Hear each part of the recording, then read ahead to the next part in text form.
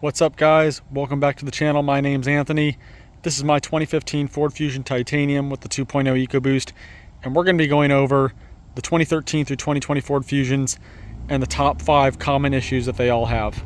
All of these issues are going to be extremely common across all the trim levels. Now, not only are all these issues super common, but they are also super easy to fix and repair yourself with a basic set of hand tools and some general automotive knowledge. Now, let's get into it. My car, like I mentioned, is the 2-liter EcoBoost. It is the titanium trim. I have 198,000 miles on this vehicle, so I've experienced all 5 of these common failures. And the first one is the headlight bulbs. I've actually replaced the driver's side twice, and then the left side twice, but only because I was already doing it. I decided I might as well. But actually, for whatever reason, the driver's side has been the one that's failed twice, whereas the passenger side it didn't fail at the same time the driver's side did, but I went ahead and replaced it anyway. I'll leave a link in the video description below. I created a video on how to replace your headlight bulbs on both sides without having to remove the bumper cover, and that saves you a lot of time and a lot of labor, and that's why the dealerships charge so much, is because they quote you having to remove the bumper, and I show you how to do it without removing the bumper. So that's number 1. Number 2 is your purge valve, which on the 2-liter EcoBoost is right here.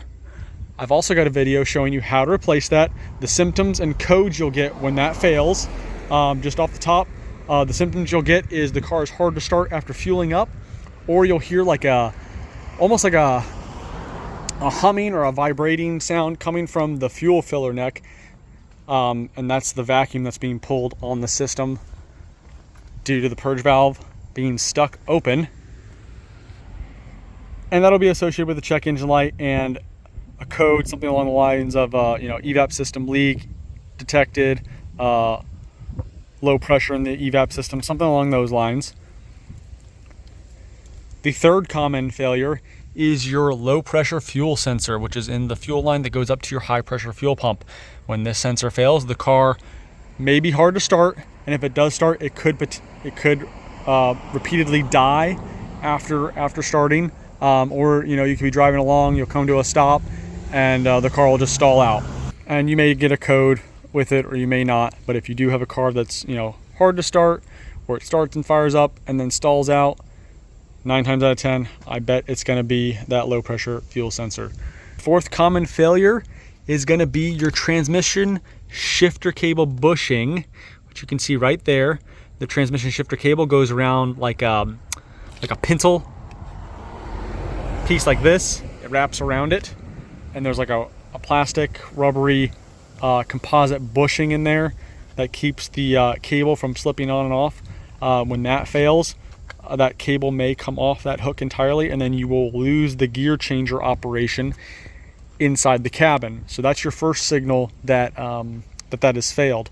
If the car doesn't start, it could be because the cable has come off in a way to where it's in the reverse or drive positions. The transmission physically is, the shifter might move to park or neutral. The car will only start if it's in park or neutral. So if the transmission is physically in reverse due to the cable popping off, it will not start.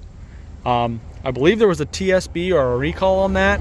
I'm not 100% sure, but that has been replaced on my car.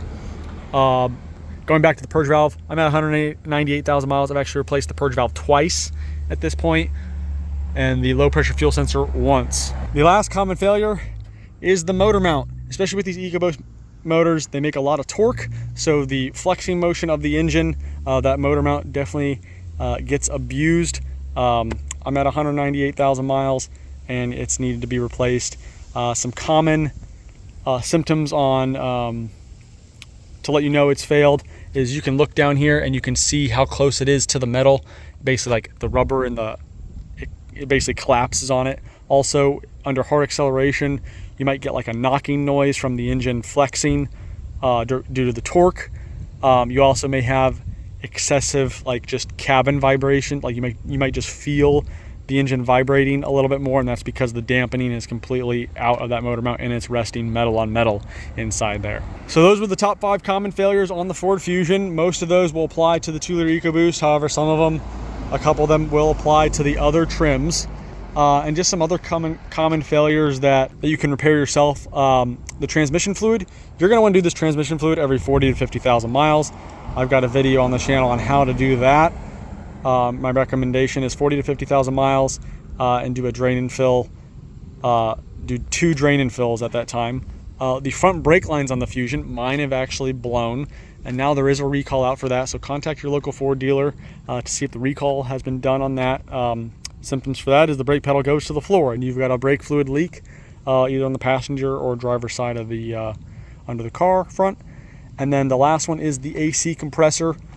Now, I've seen these go as early as 40, 50,000 miles. I'm at 198 and I'm still on the original AC compressor, knock on wood. But that is a pretty common failure apparently on the Fusions. You will need some special tools to evac and recharge the system, or you can just pay a shop to do it. And then I actually have an engine oil leak coming from the air oil separator that's under the intake manifold. I haven't addressed that yet, but that's, you know, common just due to the age of the vehicle. The coolant tanks can fail. You'll want to check for coolant residue underneath them or on the seams. These lines are kind of fragile. Again, I'm at 198,000 miles on it.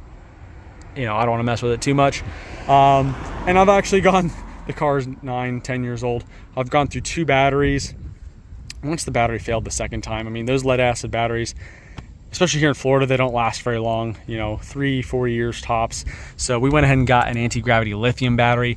This battery will probably be the last battery this car ever sees in its life.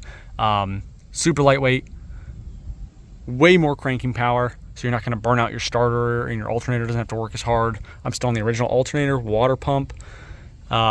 And then it's also got a built-in restart feature, so if the battery were to get drained because you left the accessories on or whatever, you can push this button back here, it's built in, and the battery will access its reserve capacity to be able to start the car. It'll also shut itself off from the car if there is a draw, to make sure it does have the ability to restart the car. I've got a video that I'll link in the description below for the battery, where you can get those, and there's even a promo code where you can save yourself some money.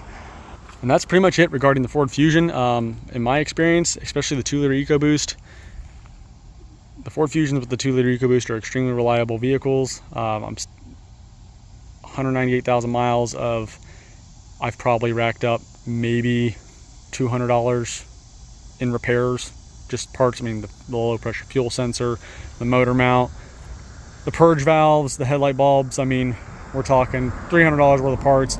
Did all the work myself. They're all super easy to replace. So if you need a reliable family car, I would highly recommend the Ford Fusion. And if you're contemplating on selling your Ford Fusion, getting rid of it for something else, you cannot buy reliability. My view on this car is it's been paid off for 6 years now.